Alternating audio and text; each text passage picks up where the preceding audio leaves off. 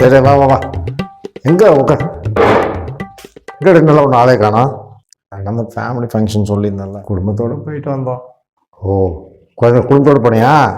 ஆமாம் ஆமாம், உறவுகள் சந்திக்கிறதே இப்போலாம் உருவமாயிடுச்சுல்ல. சொந்தம் பந்தம், மாமா மச்சான், அண்ணா அண்ணி சித்தப்பா, அண்ணா அண்ணி சித்தப்பா சித்தி, மாமா மச்சான், அவங்க இவங்க. இப்போ எங்க பசங்க சிம்பிளாக முடிச்சிடுது. ஏன் என்னாச்சு? எல்லா ஆண் உறவுகளுக்கும் ஒரே பேர், எல்லா பெண் உறவுகளுக்கும் ஒரே பேருன்னு ஆகிப்போச்சு இந்த காலத்து பசங்களுக்கு. என்ன சொல்ற?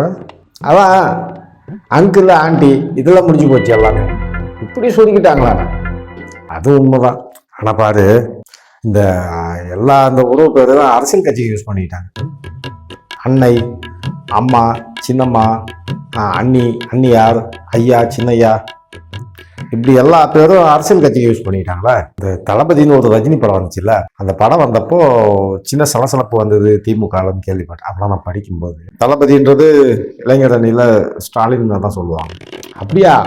ரஜினி அந்த தளபதின்ற இதெல்லாம் யூஸ் பண்ணிக்கல. அதுக்கப்புறம் விஜய் ஃபீல்டுக்கு வரும்போது இளைய தளபதி அப்படின்னு சொன்னதெல்லாம் உனக்கு தெரியும். ஆமாம், அது தெரியுமா. ஒரு கட்டத்தில் இளைய தளபதி எடுத்துகிட்டு தளபதினே போட்டார்.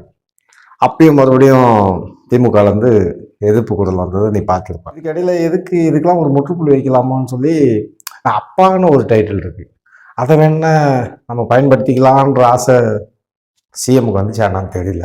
அதனால என்னெல்லாம் அப்பான்னு கூப்பிடுறது ரொம்ப மகிழ்ச்சியா இருக்கு அப்படின்னு சொல்லியிருக்கேன். உண்மைதானே, அப்பான்ற பேர் யாருமே யூஸ் பண்ணல. அது நல்லா தானே இருக்கு. இப்போ அப்பான்னு அழைக்கிறதுல ஒரு சின்ன பிரச்சனை இருக்கு. அதில் என்னென்ன பிரச்சனை? ஆளுக்கால சொத்துல பங்கு கேட்டாங்கன்னா